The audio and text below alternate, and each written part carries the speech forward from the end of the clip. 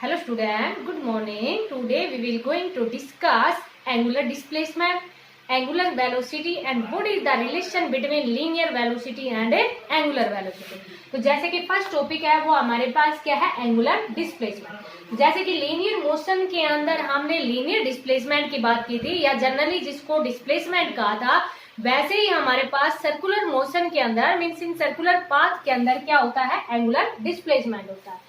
जैसे कि जो हमने लीनियर मोशन में डिस्प्लेसमेंट पढ़ा था कि the shortest distance between the initial and final point, उसको क्या कहा था, डिस्प्लेसमेंट कहा था। तो यहाँ पर हमारे पास एंगुलर डिस्प्लेसमेंट क्या है, तो जब कोई भी बॉडी है जो सर्कुलर पाथ के अंदर मूव करती है, जैसे कि मान लीजिए एक बॉडी है, उसकी स्टार्टिंग में पोजीशन यहाँ थी, आफ्टर सम टाइम बॉडी यहाँ पहुंच गई, लेकिन ये हमारे पास पाथ है वो किस टाइप का है, सर्कुलर पाथ है। तो अब यहाँ पर ऐसा तो नहीं है कि स्केल की हेल्प से हमने, क्योंकि ये तो आपको बताया था कि जब एक स्ट्रेट लाइन मोशन की बात करते हैं तो डिस्टेंस और डिस्प्लेसमेंट दोनों इक्वल होती है। तो यहाँ पर अब जब सर्कुलर मोशन है तब हम एंगुलर डिस्प्लेसमेंट की बात करते हैं।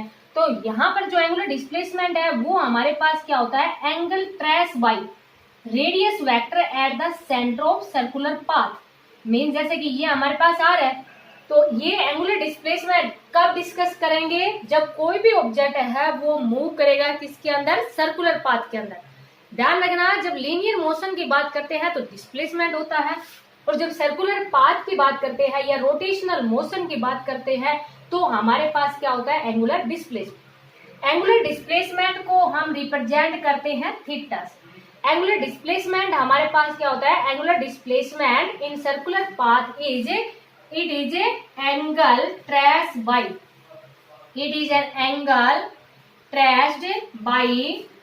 radius vector at the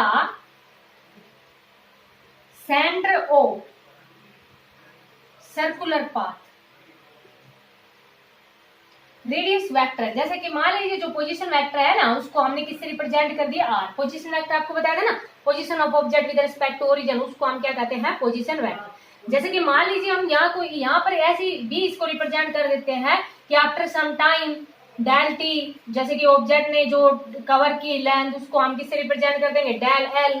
after some time ये ऑब्जेक्ट यहाँ पहुंच गया, तो यहाँ पर इसको हम ऐसे भी रिप्रेजेंट कर सकते हैं। वैसे हमारे पास ये भी रेडियस ही है, मीन से डेल आर बिल्कुल स्मॉल है, आर प्लस डेल आर है वो नियरली इक्वल टू आर ही है, क्योंकि ये हमारे पास क्या है, रेडियस, और रेडियस है ना, चाहे आप यहाँ पॉइंट ले लो यहाँ पॉइंट ले लो, हर टाइम क्या रहेगा, इक्वल रहेगा।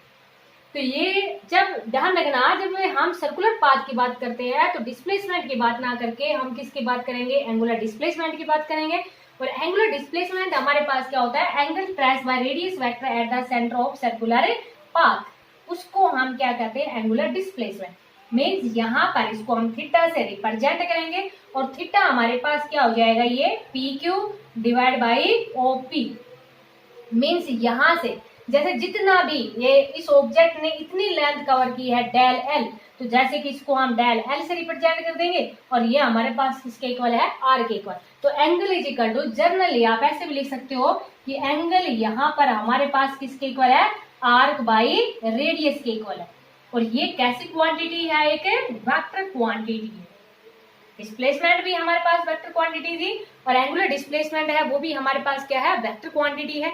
डायरेक्शन हम किससे देंगे, राइट एंड थंब रूल से देंगे। जैसे कि अभी हम वेलोसिटी की बात करेंगे कि किस टाइप से पार्टिकल की जो डायरेक्शन है वो किधर होगी, तो डायरेक्शन किससे देंगे, राइट एंड थंब रूल से देंगे कि पार्टिकल है वो एंटी क्लॉकवाइज में मूव कर रहा है या क्लॉकवाइज डायरेक्शन के अंदर मूव कर रहा है। तो शायद आपको ये समझ में आ गया होगा एंगुलर डिस्प्लेसमेंट क्या होता है। तो एंगुलर डिस्प्लेसमेंट क्या होता है, एंगल, और एंगल इज इक्वल टू क्या है, arc by radius. Angular displacement की बात कब करते हैं, जब कोई भी ऑब्जेक्ट है वो सर्कुलर मोशन के अंदर मूव करता है, तब हम डिस्कस करते हैं किसके बारे में, एंगुलर डिस्प्लेसमेंट के बारे में। अब नेक्स्ट हमारे पास क्या है, एंगुलर वेलोसिटी। जैसे कि लीनियर मोशन में भी हमने पढ़ा था, लीनियर मोशन में भी हमने क्या पढ़ा था कि पहले डिस्प्लेसमेंट पढ़ा था, फिर हमने क्या पढ़ा था, वेलोसिटी।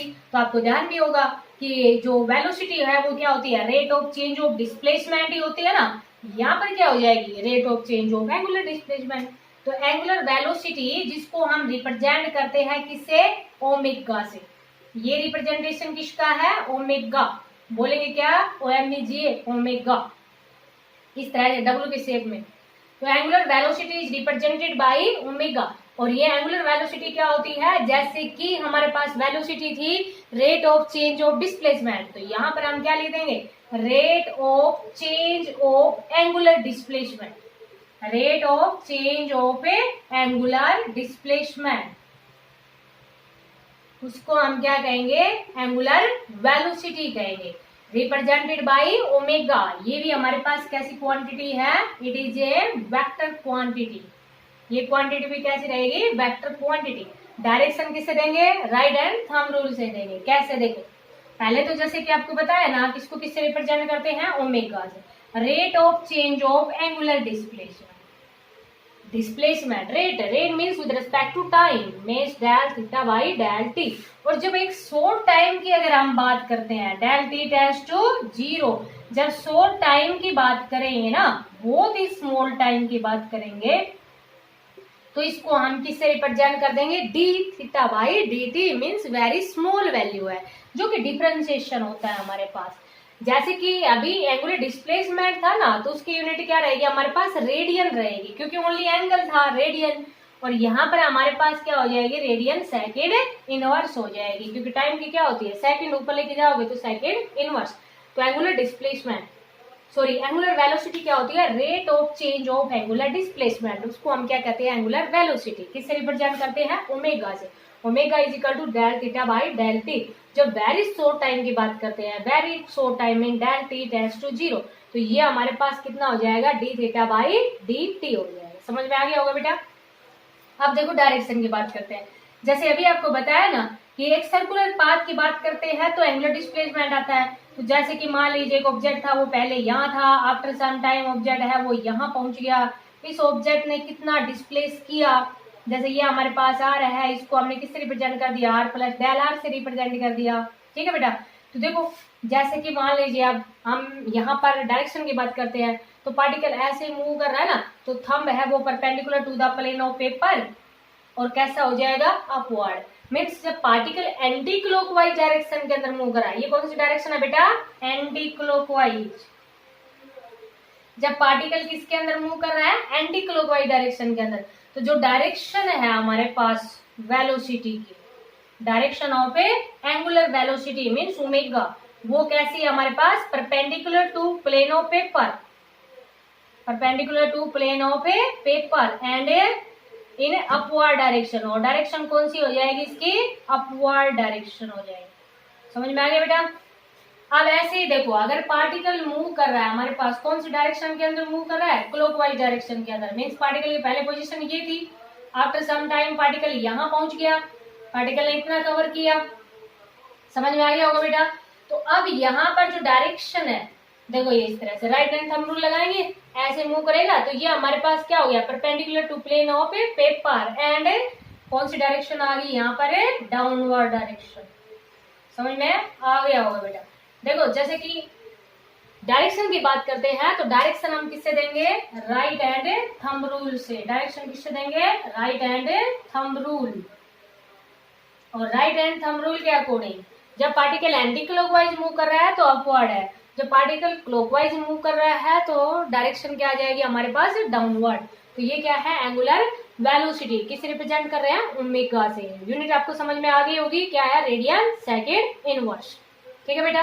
अब हमारे पास एक सिंपल सा टॉपिक है जिसको हम बहुत ज्यादा यूज करते हैं आगे की क्लासेज में भी, कि रिलेशन बिटवीन लीनियर वेलोसिटी और एंगुलर वेलोसिटी। एक तो लीनियर वेलोसिटी पढ़ी थी हमने, जिसको हमने v से रिप्रेजेंट किया था, और एक हमारे पास क्या है, एंगुलर वेलोसिटी। तो ये हमारे पास टॉपिक क्या है, relation between angular velocity, angular velocity and linear velocity. Linear velocity, इनके बीच में क्या रिलेशन। लीनियर वेलोसिटी को किससे रिप्रेजेंट करते हैं, v से। एंगुलर वेलोसिटी को किससे रिप्रेजेंट करते हैं, ओमेगा से।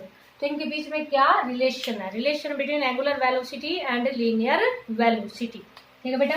तो देखो बहुत ही सिंपल है, जब भी किसी भी टाइप का रिलेशन पूछा जाता है तो सबसे पहले उन टर्म को डिफाइन करते हैं। जैसे कि हमारे पास लीनियर वेलोसिटी है और एक एंगुलर वेलोसिटी है, तो पहले तो हम जब एंगुलर है तो सर्कुलर पाथ की बात कर लेंगे। तो जैसे कि मान लीजिए एक पार्टिकल है, वो स्टार्टिंग में यहाँ है, आफ्टर सम टाइम पार्टिकल यहाँ पहुंच गया।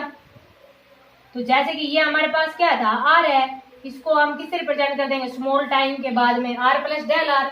लेकिन आपको ये भी बताया कि आर प्लस डेल आर है वो नियरली इक्वल है आर के, क्योंकि रेडियस हमारे पास क्या होती है, इक्वल, क्योंकि वेरी स्मॉल टाइम की बात कर रहे हैं। ये हमारे पास क्या है, ओ, ठीक है बेटा। और ये क्या है हमारे पास, थीटा।